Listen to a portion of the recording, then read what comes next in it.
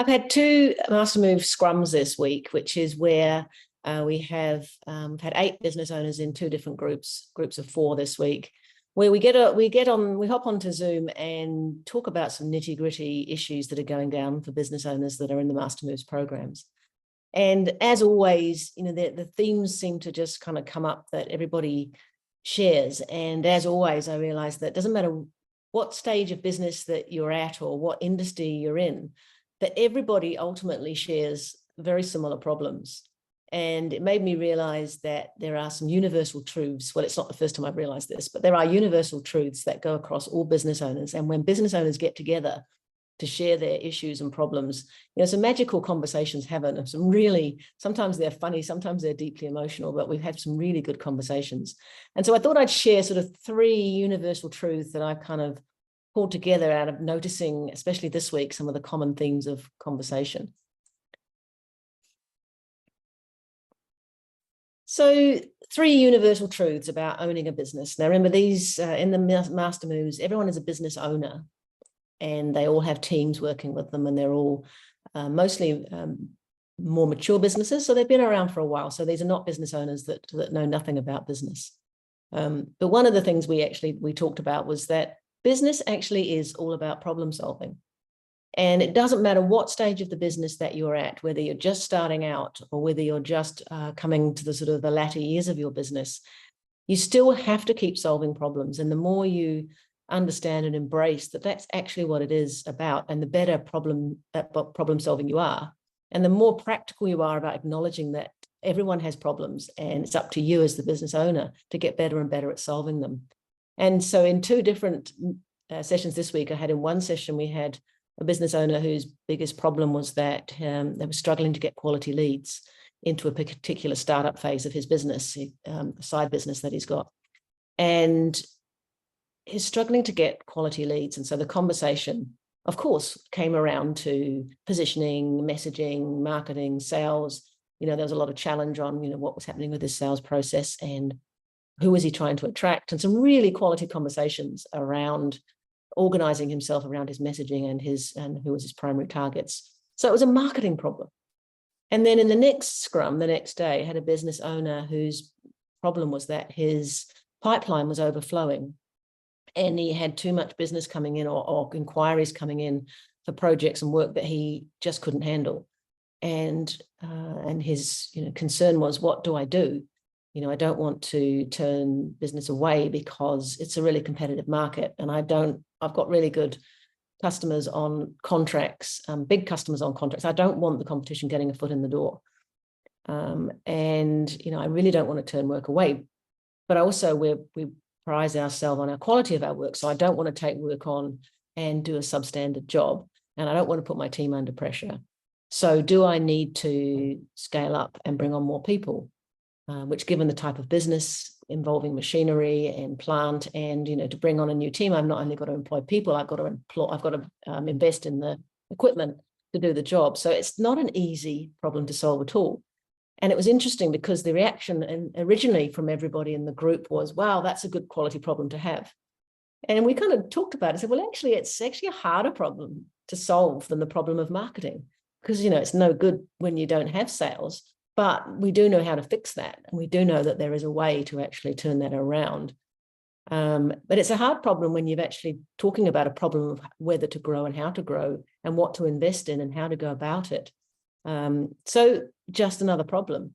But the quality of problem and the involvement in the problem both required investment, required some good thinking about how to actually turn this around. So just accepting that whatever stage you're at, if you can really get your head around your role as an owner and in a CEO role or managing director role is really about problem solving. And the less you are on the tools, which I talked about in the last video about that kind of temptation to get stuck in the tools, the less you're on the tools, the better you can apply yourself and your brain and your thinking and your experience to problem solving.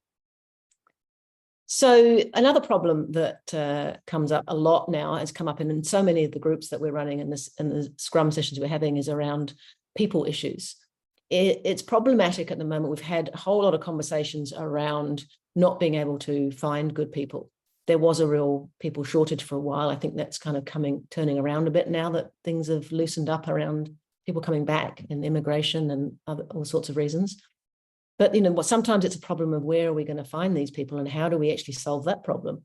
One business we were talking to solved the problem by looking at potentially doing a merger where they could merge with another company, which would solve the problem for both of them around their people resource. So sometimes solving the problem isn't always as obvious as you might think. And another problem that's come up for a few people recently is key people leaving.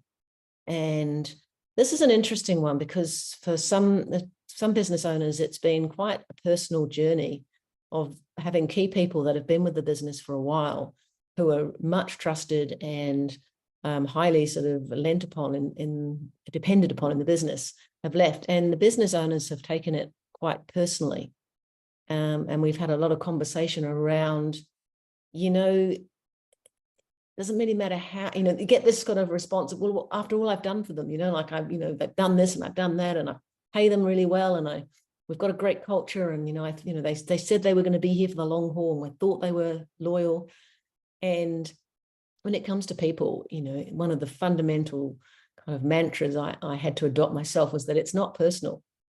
People are loyal as long as it suits them. And that sounds harsh because I know you've got people in your organization that, are amazing and that they're going to be there forever and that they're really committed to the business. But sometimes something comes along and individuals will always do what's right for them, for their family. You have key people that leave to go overseas because it's what their family needs. It's best for their family. You have key people leave because I had one recently where the person involved has got a large mortgage and the interest rates have gone up and they've been offered a job that's paying considerably more. And they've just putting that financial pressure first. It's not personal. And yet we've had some really kind of almost quite tearful conversations around, people leaving you in the lurch. And so it's not personal. Another thing that's not personal is when clients leave. We had another situation that we were talking about where someone had lost a key client who had left in a way that was not too flattering. They had some complaints and it left the business owner feeling really vulnerable and really lacking in confidence because they sort of, for a moment there, they bought into all of the things that this client was saying as they left. The reality of it really was that the client had decided to go somewhere else and they were justifying their position. And yes, there were some truths in some of the things they were saying that could be learned from, but they weren't really big things. And so we sort of had a conversation around, what have you learned? What can you take that you can take on as true and that you can correct? And what is just them needing to move on and you don't need to take personally? And then, have you got clients that are really happy? Yes.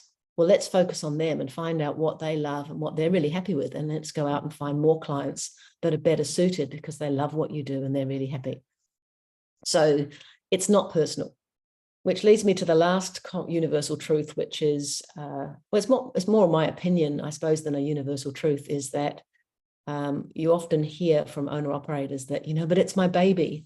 I'm invested so much, my business is my baby. And I've always said to people, it's not, your business is not your baby, because that's emotional dependency. And the last thing you want in the more mature stages of your business is for your business to be emotionally dependent, or you be emotionally dependent on your baby.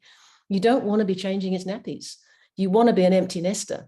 And so letting go of the emotional attachment, not taking things personally, and recognizing that everybody's solving problems and that's your job to solve problems, it somehow kind of shifts the mindset away from taking it personally and getting upset and, sort of lying awake at night, beating yourself up and worrying because everything's going wrong and nobody likes you, your people are leaving, your clients have left. And, it's kind of this whole thing. If you can actually really take on the mantra, it's not personal, it's not my baby. And if I just focus on solving problems to the best of my ability, then I'll be happier and the business will be a lot better off.